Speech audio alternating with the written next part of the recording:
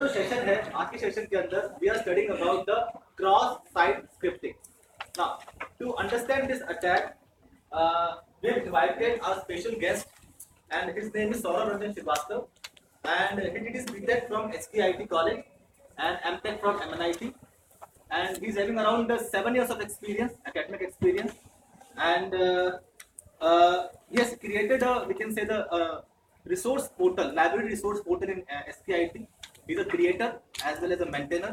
The maintenance and creating both is done by Saurabh Ranjan Srivastava, and his research area is security and intelligence system. So it's our honor, sir, that you are here, and I hope the students will definitely gain something from this attack. So, sir, please.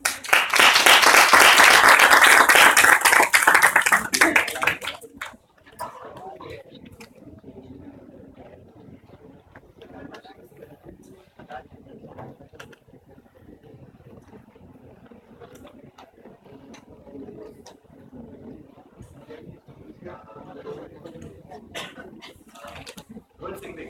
Rohit.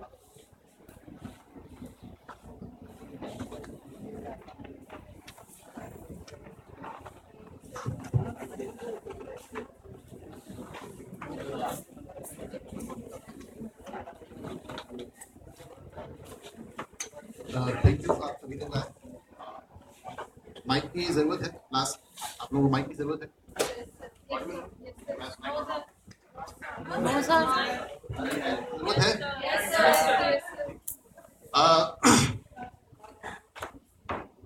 Wifi cracking हो चाहे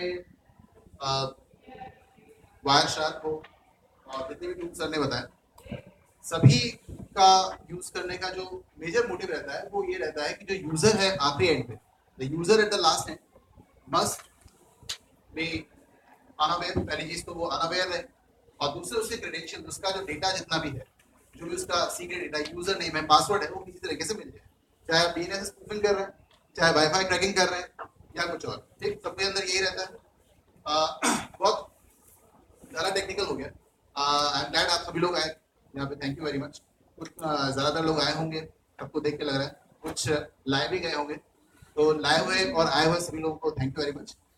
actually लाए हुए लोग जो हैं उनके लिए मैं ज़्यादा मुझे थैंक यू देना चाहिए, बिकॉज अब जो मैं बताने जा रहा हूँ यहाँ पे, जो लाए हुए लोग हैं वो they are more prone, they are more vulnerable to this kind of attack.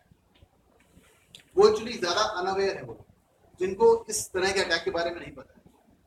The basic difference between all these attacks that you have studied and discussed till now, and what I'm going to discuss today, is the one that I don't need any special tool. आपको Wireshark, DNS spoofing के लिए या ये सारे software, इनमें से किसी की भी जरूरत नहीं है मेरे वाले अटैक को परफॉर्म करने के. You just need a notepad, a web browser, and this. इसके अलावा कुछ नहीं. खैर, मैं डरा नहीं रहा हूँ, थोड़ा सा कुछ हल्की बात कर लेते हैं. सेल्फी लेना कितने लोगों को पसंद है यहाँ पे? Raise your hand please. Selfie लेने में लोग कितने पसंद करते हैं? फैकल्टीज में कोई सेल्फी नहीं लेता? कैसा कॉलेज है यार? फैकल्टीज में कोई सेल्फी नहीं लेता. अच्छा, आईफोन कितने लोगों के पास? आईफोन बस एक और भी. हाँ नहीं होगा, और लोग पास भी होगा. नहीं, मैं लेके नहीं जाऊंगा. I have my phone, I have a phone. काफी लोगों के पास होगा. खैर, शर्मा रहे हैं, बता नहीं रहे हैं, क्या बात है. सेल्फी लेना वैसे अच्छी बात नहीं. ये एक पैरानोइया, एक तरह का एक एडिक्शन है. कब ये बुरी आदत में बदल जाता है मालूम नहीं पड़ता. एक ऐसा ही एक अटैक यूएस और यूके के जो हॉलीवुड के सेलिब्रिटीज, उन पे एक बार किया गया था साल 2013-2014 के आसपास. इसको सेलिब्रेट अटैक बोलते हैं.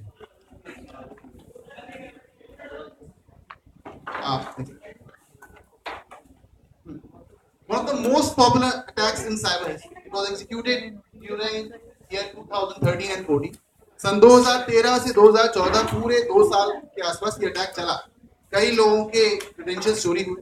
कौन कौन लगते? It was a very highly targeted attack on the credentials of celebrities like usernames, passwords, security questions. ये सारा जो डेटा था, ये सारे डिटेल्स निकाल लिए गए लोगों के, और बहुत ही जेन्युइन सर्विसेज के थ्रू, बहुत ही लेजिटिमेट, बहुत सामान्य से लगती हुई सर्विसेज के थ्रू ये सारी चीजें निकाली गई। इंडिया में एक बात है कि हमारे यहाँ जो रूरल इंडिया है, 60% से ज्यादा लोग, वो लोग रोटी कपड़ा मकान से बेचारे आज तक आगे उठ नहीं पाए। बाकी का जो 40% इंडिया है, वो लोग रोटी कपड़ा मकान, बिजली पानी और सड़क, इस पे आ गए, तरक्की हुई हमारे। लेकिन अमेरिका, यूएस, यूके, यूरोप, बाकी देशों में वहां पर बिजली पानी सड़क के साथ साथ इंटरनेट भी उनके एक लाइफलाइन में आता है, and they are so used to this thing, यानी कि इंटरनेट पे इतने हैबिचुअल है वो लोग कि कभी भी उनको इस चीज के इस्तेमाल पे या 4G पे उन्हें शक नहीं होता है। वो मान के चलते हैं कि सरकार हमें जो भी दे रही है, हमारे लिए जो भी इंतजाम कर रखा है उन्होंने, that is legitimate, that is good, और इसी चीज का हैकर्स फायदा उठाते हैं। इंटरनेट के मिसयूज सबसे बुरी बात ये है, वो ये है कि आप कभी भी नुकसान पहुंचाने के किसी अगले को, आपको वहां फिजिकली होने की जरूरत नहीं, आप दूर से बैठ के नुकसान पहुंचा सकते हैं। यही एग्जैक्टली यहाँ पे किया गया। कुछ हैकर्स ने सेलिब्रिटीज की ये सारी डिटेल्स, यूजर नेम, पासवर्ड्स और सिक्योरिटी क्वेश्चंस को उन्होंने निकाला, और कैसे निकाला, कुछ इस तरह के फॉर्म्स, एप्पल का फॉर्म उनके कंप्यूटर पर पॉपअप हुआ, उनसे रीस्टोर योर लॉगिन और यूजर नेम, पासवर्ड उनसे मांगा गया, और उन्होंने वो चीज के अंदर डाला। ये सारे फॉर्म्स का डिजाइन था जिससे कि उनसे उनके यूजर नेम और पासवर्ड मांगे। तो ये सारे इंटरफेस जितने भी हैं, इनको हम रोजाना ऑलमोस्ट देखते हैं। जिनके पास भी आईफोन है, उन्होंने कभी ना कभी इस चीज में लॉगिन जरूर किया होगा। मैकबुक जिनके पास है, आईफोन जिनके पास है, आईट्यून्स पे जिनका अकाउंट है, उन्होंने इसको लॉगिन जरूर किया होगा। लेकिन उसके बाद 2014 में उनके साथ कुछ बहुत ज्यादा बुरा हुआ, उन सभी लोगों ने जिन्होंने इन फॉर्म्स को एक्सेस किया था। मैं कुछ फोटो लाया था लेकिन सर ने हटवा दिया।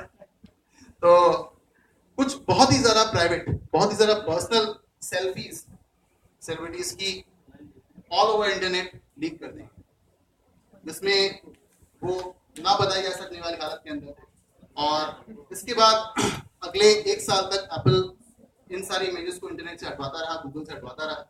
काफी बिलियंस का एप्पल को नुकसान हुआ है, और फाइनली iCloud सर्विस ने काफी लोगों को इस चीज का रिइंबर्समेंट किया है, उनको इस चीज के लिए नुकसान की भरपाई की है। पर फाइनली जब मालूम पड़ा कि ये इमेजेस, ये पिक्चर्स, ये सेंसर्ड इमेजेस कहां से आए, तो प्रॉब्लम कुछ और। तो ये अटैक एक्चुअली अगस्त 31 को 2014 में ये पब्लिक हुआ। ये एक्चुअली आया, हालांकि 2013-14 से इस तरह के अकाउंट की सफाई चल रही थी, अकाउंट से डेटा निकाला जा रहा था, the credentials were being cybered out, but on August 31, 2014 ये पिक्चर में आई थी। और 4chan.com ये चाइना की एक इमेज शेयरिंग साइट, जैसे picasa.com गूगल की एक साइट है, images.google.com ये गूगल की एक साइट है, वैसे ही 4chan ये चाइना की एक साइट है, और इस पे भी आप इमेज शेयरिंग का काम कर सकते हैं। तो 4chan.com के ऊपर सबसे पहली बार ये इमेजेस पोस्ट की गई, और उसके बाद इनके रेडिट, टम्बलर, इनके ऊपर ये इमेजेस बढ़ती चली गई। ज्यादातर फीमेल सेलिब्रिटीज हॉलीवुड की सब वहां पर ना बताई जा सकने वाली हालत में खड़े हुए हैं, और किसी को यथा पता नहीं ये इमेजेस कहां से लीक हो गई, कैसे आ गई, nobody nose. So the images were obtained via the online storage offered by Apple's iCloud platform. ये बहुत बड़ा प्रॉब्लम था कि iCloud प्लेटफॉर्म एकदम से सवाल में आ गया। लोगों ने एप्पल पे उंगली उठाई, एप्पल आईएनसी के ऊपर, कि आपका जो सिस्टम था वो इतना ज्यादा वीक था कि लोगों ने वहां से डेटा निकाल लिया। पर बहुत ज्यादा प्रोब के बाद, बहुत ज्यादा खोजने के बाद मालूम पड़ा एक्चुअली कि ये एप्पल का प्रॉब्लम नहीं था। लोगों ने एप्पल के यूजर नेम और पासवर्ड जो उनके अकाउंट्स में थे, उसको साइफन करने के लिए, उसको चुराने के लिए एप्पल की ही वेबसाइट की नकल, जो आपने डीएनएस प्रूफिंग के अंदर जो आपने पढ़ी थी, वैसे ही नकल लोगों को मेल की थी, और लोगों ने अनजाने में इस तरह का डेटा प्रोवाइड करवा दिया था। तो ये चीज जिस टेक्निक से मुमकिन हुई, the technique that made this attack possible is today's topic of discussion: cross-site scripting. So what can be understood from cross-site scripting? Cross-site scripting is made up of 3 words. three basic words: cross, site, and scripting. Site is normally the website or the web application through which you are going to attack or check username and password of the unaware genuine user. Cross is through or via the service from which you are going to attack, and scripting is internet programming based commands. तीन ये words cross site scripting बहुत ही कमाल के attack generate कर सकते हैं, और the best part is कि मुझे किसी भी तरह के टूल की जरूरत नहीं है, सिर्फ एक नोटपैड, इंटरनेट कनेक्शन और वेब ब्राउजर चाहिए मुझे, दैट्स ऑल। अगर मैं जीमेल का एक पेज डाउनलोड कर सकता हूं अपने सिस्टम पे, तो मैं आपके यूजर नेम और पासवर्ड्स को फिशिंग अटैक से चोरी भी कर सकता हूं, सिंपल एज दैट। तो cross-site scripting XSS is a type of computer security exploit where information from one context where it is not trusted can be inserted into another context. और इसमें जो मेन प्रोग्रामिंग लैंग्वेज इस्तेमाल में आती है वो है जावास्क्रिप्ट, VBScript, ActiveX और इवन फ्लैश। लेकिन जो सबसे ज्यादा इस्तेमाल में आने वाली यूनिवर्सली एक्सेप्टेबल प्रोग्रामिंग लैंग्वेज है दैट इज जावास्क्रिप्ट। आप जावा जानते हैं तो आप जावास्क्रिप्ट भी जानते हैं, और अगर आप जावास्क्रिप्ट जानते हैं तो आप phishing attack via XSS perform कर सकते हैं। आजकल सभी ATM के जितने भी होते हैं, ATM काउंटर्स जितने भी होते हैं, वहाँ पे बैंक की तरफ से एक नोटिस लगा हुआ होता है कि PNB बैंक हम अपनी तरफ से कोई भी मेल या फोन नंबर कॉल करके आपसे आपकी user name, password, account number नहीं पूछता है। इस तरह के मेल और फोन नंबर से सावधान रहें। Something messages are always displayed on all ATM counters. ये आपको इस तरह के फिशिंग अटैक्स से अवेयर करने के लिए होता है। पर बैंक्स का जो फिशिंग अटैक होता है that is very elementary kind of attack, हम आज और भी थोड़ा डिस्कस करेंगे। In simpler words, XSS is attacking an online victim through across a genuine site.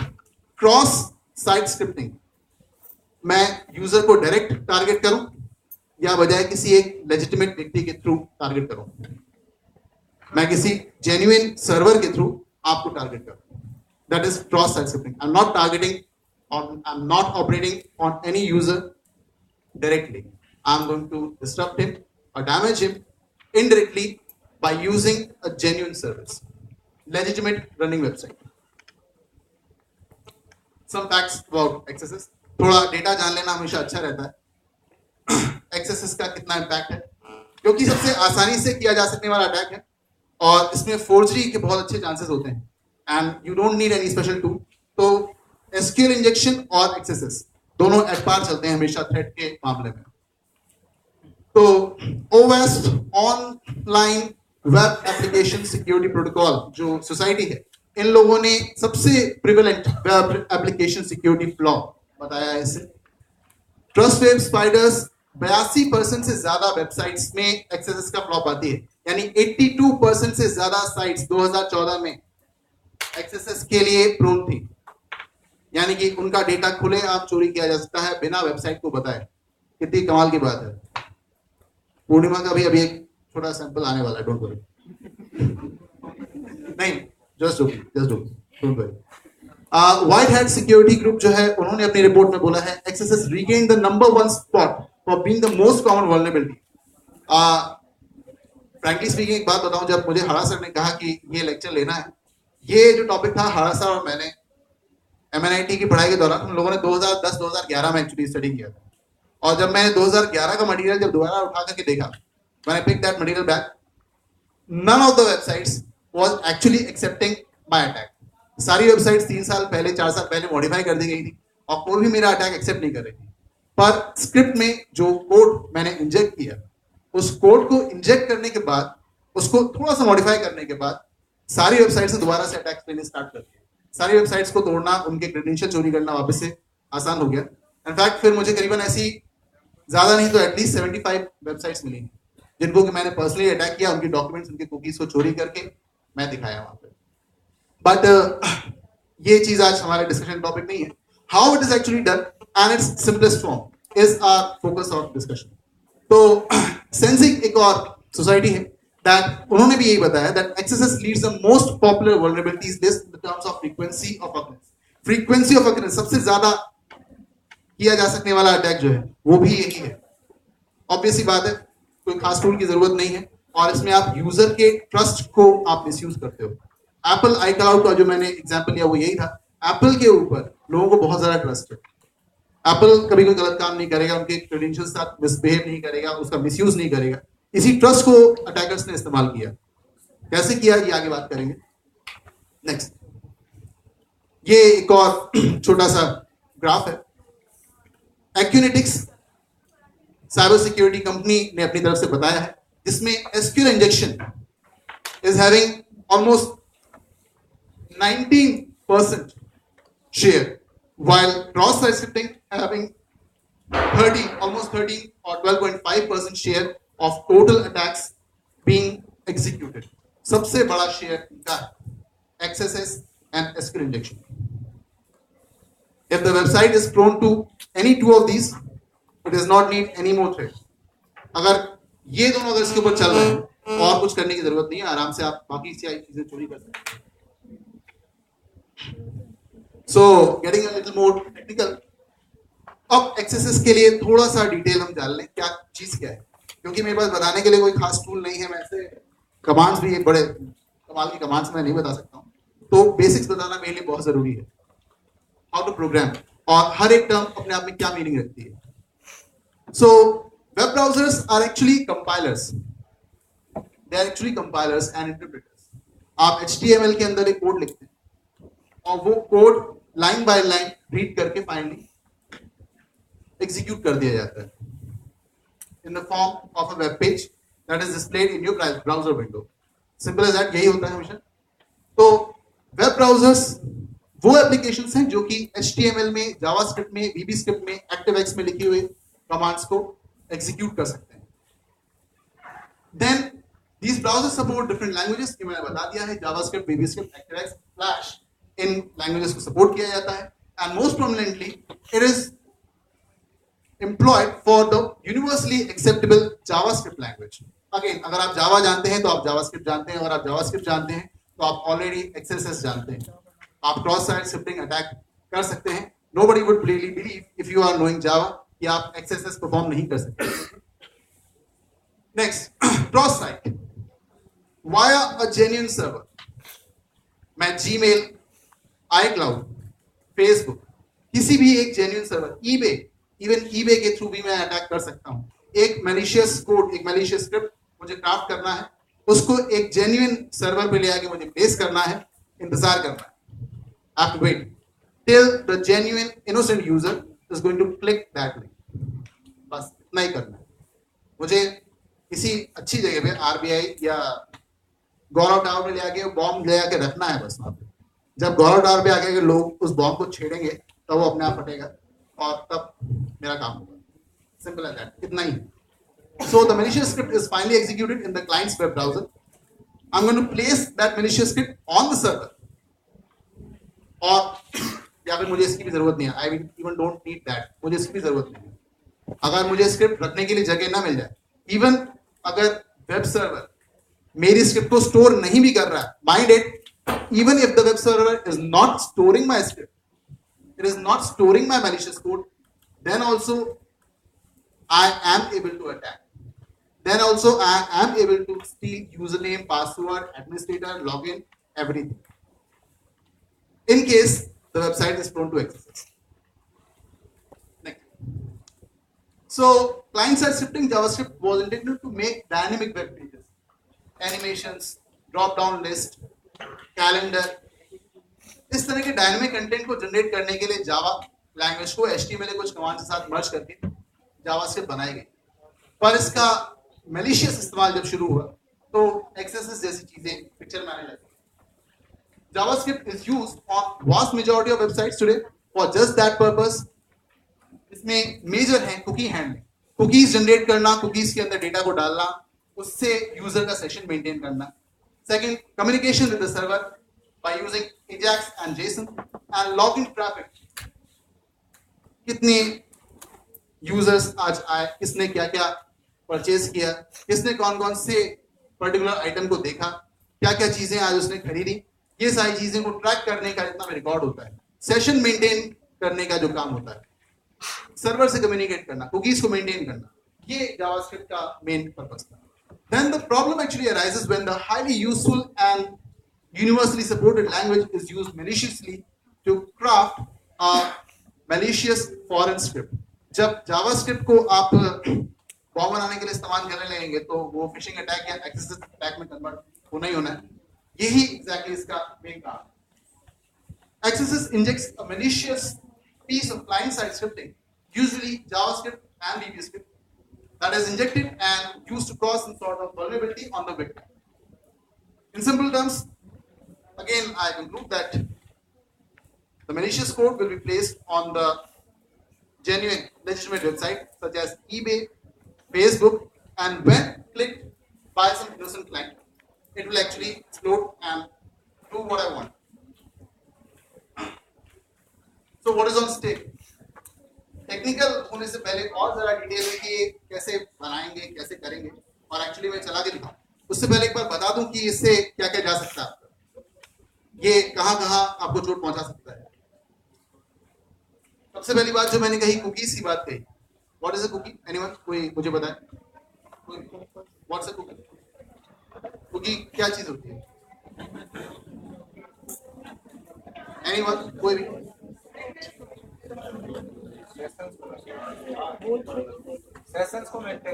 Session को मेंटेन करने के लिए एक टेक्स्ट फाइल हम जनरेट करते हैं, दैट इज अ कुकी, है ना?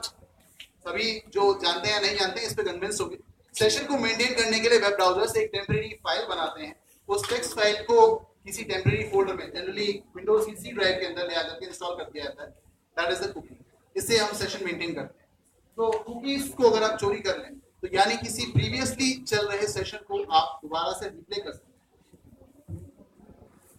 बहुत कमाल की बात है. अगर आपने किसी टेक्स्ट फाइल को, सिंपल टेक्स्ट फाइल चोरी करने से अगर आपको किसी का यूजर नेम, पासवर्ड एंट्री किए बिना आपको उसका पुराना सेशन अगर जानने को मिल जाए तो उस पूरे सेशन के दौरान कितनी चैटिंग हुई और क्या क्या हुआ आपको सब मालूम पड़ जाएगा. You don't have to go even for user name and password. Simply एक कुकी चोरी करनी और हो जाता भी आराम से करके बता दूंगा, डोंट वरी. तो पहली चीज है session highlighting. Complete session of the user has passed with the website. User ने वेबसाइट के साथ कितना टाइम बिताया, पूरे सेशन के दौरान क्या क्या हुआ है, वो सारी एक्टिविटीज कुकी के इस कोड में कैद है. और आप कुकी को अगर हाईजैक करते हैं, कुकी को अगर आप चोरी करते हैं, you can do that. Unauthorized access, generally अगर आपके पास कुकी है तो आपके पास यूजर नेम और पासवर्ड ऑलरेडी आ जाएगा, तो आप दोबारा से अनऑथराइज्ड एक्सेस भी ले सकते हैं.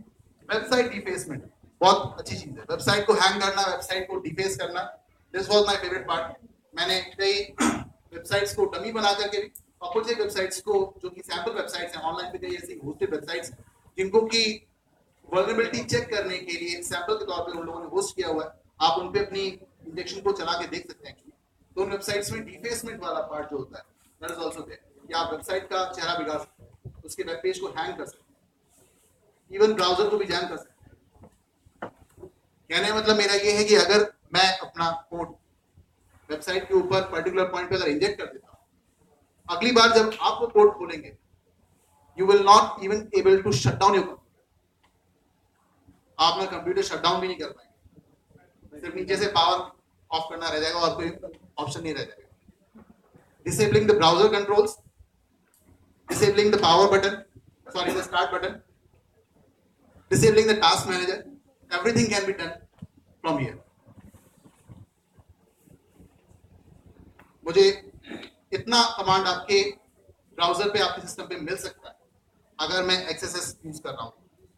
Then monitoring, sign on what you do. मेरे पास आपका यूजर नेम और पासवर्ड है. आप जितनी भी एक्टिविटी कर रहे हैं, दिन के आखिर में या सुबह सुबह 3 या 4 बजे के आसपास, मैं एक बार आपकी वेबसाइट में, आपके अकाउंट में लॉगिन करके आपके पिछले दिन की सारी डिटेल्स मैं चेक कर देता हूँ. कोई दिक्कत नहीं, मॉनिटर कर रहा हूँ मैं आपको silent. Next is website redirection and phishing attack.